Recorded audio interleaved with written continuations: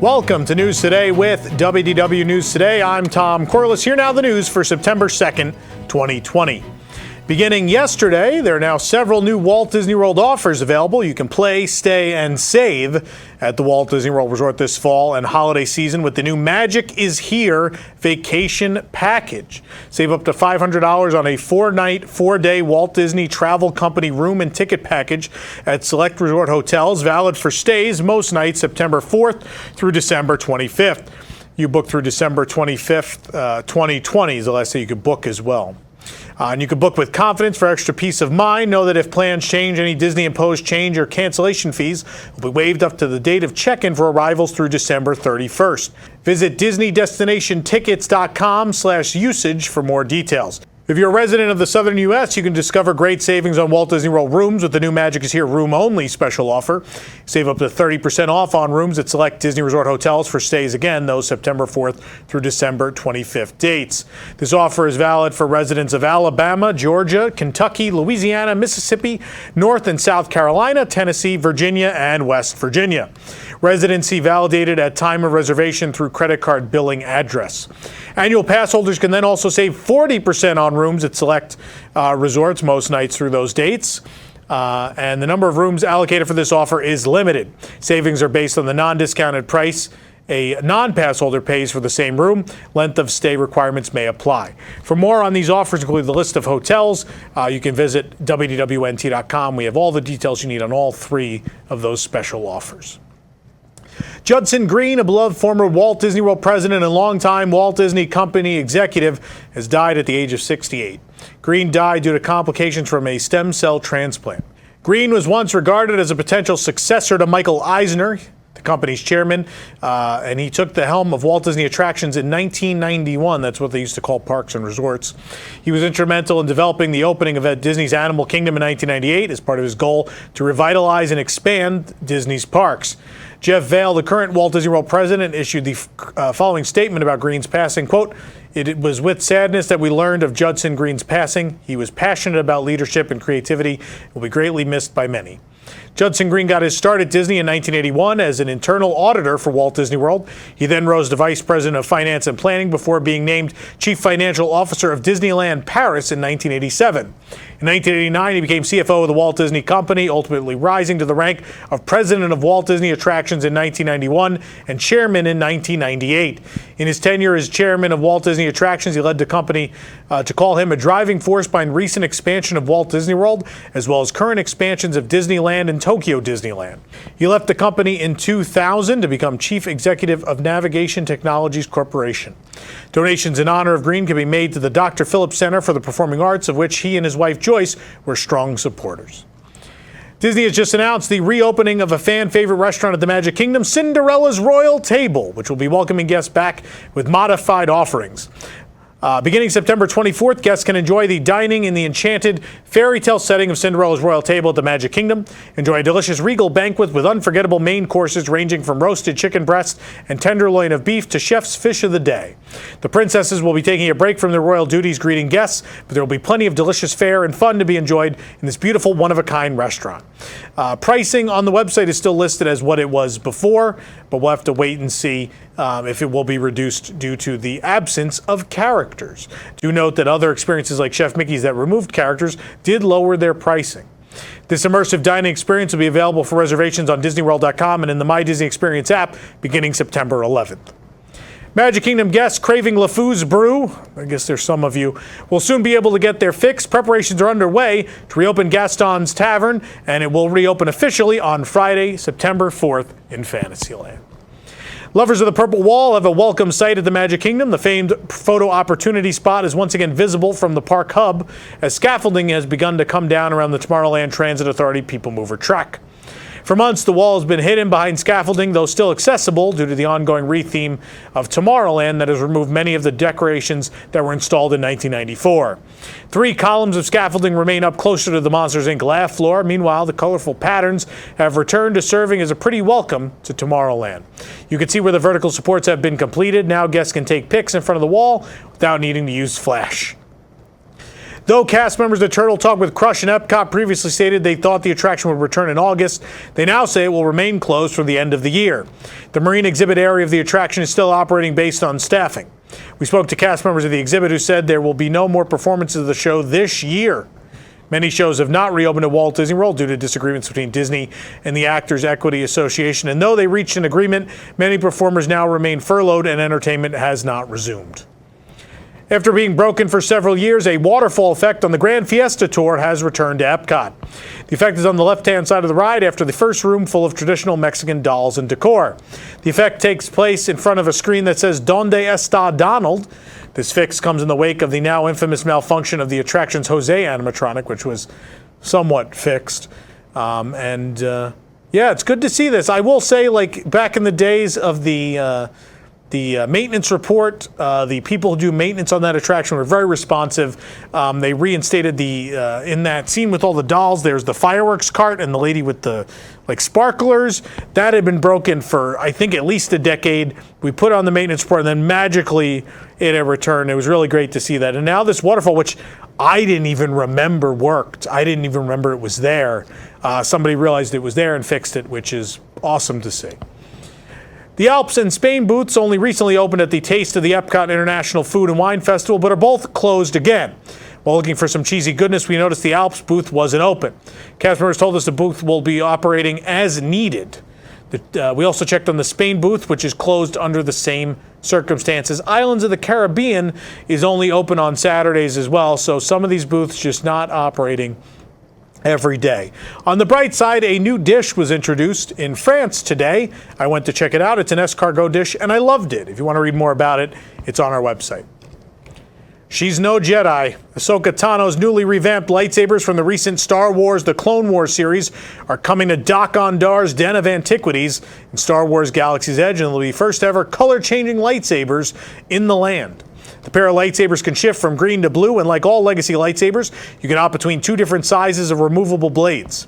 Ashley Eckstein, who voices Ahsoka Tano, posed with the new additions during a recent trip to Galaxy's Edge for the land's one-year anniversary. The legacy lightsaber set will be coming to Dok-Ondar's in the fall. However, pricing and exact release date have yet to be revealed. The previous version of Ahsoka's lightsabers can still be purchased for $199.99. Arguably, one of the most popular souvenirs, besides maybe lightsabers and porgs in Galaxy's Edge, is the ancient Batuan Spira, the currency of Batuu. Part of the land's deep immersion factor, guests can purchase these special metal gift cards themed to Black Spire Outpost. Sparsely available since last year, a new silver version of the medallion made its way to Hollywood Studios. The silver version of the Batuan Spira is now available in Droid Depot for a minimum of $100, but with a new added $4.99 activation fee. The new packaging is made of black cardstock with Arabesh lettering that reads, "May your deals go well" on the front, along with BSO for Black Spire Outpost. In Arabesh, the inside of the sleeve says Disney gift card on one side and Rising Suns on the other. The new version looks less weathered than its gold counterpart, but can be used at any outlet that accepts Disney gift cards thanks to the barcode on the back side.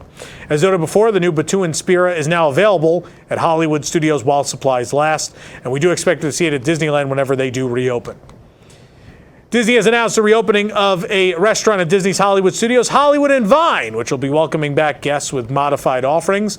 At Disney's Hollywood Studios, there's some Halloween fun in store at Hollywood and Vine, where Minnie's seasonal dining is set to return September 25th. While it may look a little different than the last time you visited, you can get in the spooky spirit during Minnie's Halloween Dine with a monster feast served at your table, where you'll be able to wave and snap photos of your favorite characters such as Minnie, Mickey, and their friends. It's a boo-tastic time filled with Halloween decor and music, scary good food, and more. Pricing on the website lists breakfast is $42 for adults, $27 for children. Lunch is $55 and $36, and dinner $55 and $36 as well. This immersive dining experience will be available for reservations on DisneyWorld.com and in the My Disney Experience app again, also beginning September 11th. The new fall season is about to premiere at the ABC Commissary. The Disney Parks blog has revealed that lunch service is coming back beginning Thursday, October 8th. It closed with the rest of the park back in March. Right now, only walk-ins are announced to be accepted. Currently, the space is being used for cast member break room. So that's going to be no longer a cast member break room, but nonetheless, it's coming back September 8th. During their phased reopening, the Walt Disney World theme parks are not offering souvenir pickup or resort hotel delivery of merchandise, making shopping a potentially cumbersome endeavor if one is trying to purchase bulky or fragile items while trying to enjoy their day. Thankfully, Wind Traders at Animal Kingdom is now offering a modified purchase hold service for guests to pick up their items later on in the day. After completing your purchase, Wind Traders now offers the option to hold your shopping bags for you while you continue your park day. You return to the store at any point later in the day, before close, of course, to pick up your purchases. A double receipt is printed, one that gets affixed to the bag and one for you to keep so you can claim your bag. Items cannot be sent to other stores or to the front of the park, so you do need to come back to that store to get it. At this point, there is no established list of stores participating, but cast members have said larger, more popular shops should be offering the service. You'll just have to ask at each. Cast Connection, the cast member exclusive store at Walt Disney World, will be reopening on September 9th. Hours for the store will be 9 a.m. to 3:30 p.m. Cast members are required to undergo a temperature screening to enter, and guests are not allowed at this time. Disney's Character Warehouse at the Orlando Premium Outlets and International Drive and Disney's Character Warehouse at the Orlando Premium Outlet Vineland Avenue are also set to reopen on the same day. Disneyland's 65th anniversary celebration is still going strong at the downtown Disney district. And while we visited to pick up some of the new limited edition pins that were released, we found a new sipper celebrating the park's icon, Sleeping Beauty Castle. The castle is at the bottom of a transparent globe where the beverage goes. Below it is a base featuring beloved Disney characters, including Mickey and Minnie Mouse and Dumbo. As we move across, we see Buzz Lightyear, Woody, along with Rocket and Baby Groot, who reside next door at California Adventure. Utilizes the same artwork that's been on much of the 65th anniversary merchandise. Comes with a sky blue straw to remind us of the sunny days spent at the happiest place on earth. The sipper retails for $17.49. As mentioned before, we found it with the limited edition pins at the former ESPN zone currently. August 31st, also, as we just mentioned, marked the release of a fun collection of 65th anniversary pins dedicated to the attractions that opened 65 years ago. Mr. Toad's Wild Ride, Snow White's Scary Adventures, the Main Street Cinema, the Autopia, and more. These pins may already be sold out, but nonetheless, if you still want them, you should be able to get them. If they're not sold out, they should be put out in other shops after today. The collection features in total 13 pins, all LE 2000, each costing $17.99 each, limited to 2 pins per style each guest. In celebration of the 65th anniversary, Funko is also releasing a full set of special figures, including a Disney Parks exclusive Walt Disney with Sleeping Beauty Castle. The Walt Disney figure is set to be released soon at the parks, but no official release date was revealed. Unfortunately, the Mickey figure with the Pop Sleeping Beauty Castle is already sold out online, but you can find a number of other Funko Pops still on sale, including Matterhorn Donald. You can purchase these with the exception of the Amazon exclusive on Funko's online shop. Also coming to Target is this small Alice in Wonderland collection with the Mad Hatter riding on the Mad Tea Party. They're currently available for pre-order via the Target website. Nothing can stop us now. Walt Disney Imagineering has just shared a first look at the Mickey and Minnie's Runaway Railway construction site within Mickey's Toontown at Disneyland Park. Walt Disney Imagineering posted a few photos along with the following caption, quote, "The first steel beam being installed for the future Mickey and Minnie's Runaway Railway attraction at Disneyland, now scheduled to open in 2023. That's a year later than previously. Disney Imagineers proudly joined President of the resort Ken Potrock outside the construction zone as the beam was lifted into place. Previously announced to open in 2022, again the attraction will now debut in 23, complete with an El Capitan theater facade. In a recent interview with Bob Weiss, president of Imagineering, it was hinted at that the project was in fact delayed but still moving forward in stages. Unlike Runaway Railway at Hollywood Studios, which takes place inside the Chinese theater, guests will step into the El Capitan Theater at Disneyland, where Mickey and Minnie are premiering their newest short, Perfect Picnic. So while already in the cartoon world, you'll go through the screen into another cartoon world. Makes sense. That's right. I'm sad. I'm sorry, people on the West Coast. You got to wait 3 more years for Chubby the merchandise bird. I'm sorry. With Walt Disney World back up and running in its phased reopening, West Coast Disney fans are waiting for their parks to reopen. Disneyland Resort may be ready for its reopening, but state governance is still determining when and how that'll be possible. In a press conference, California Governor Gavin Newsom responded to a question regarding progress on theme parks.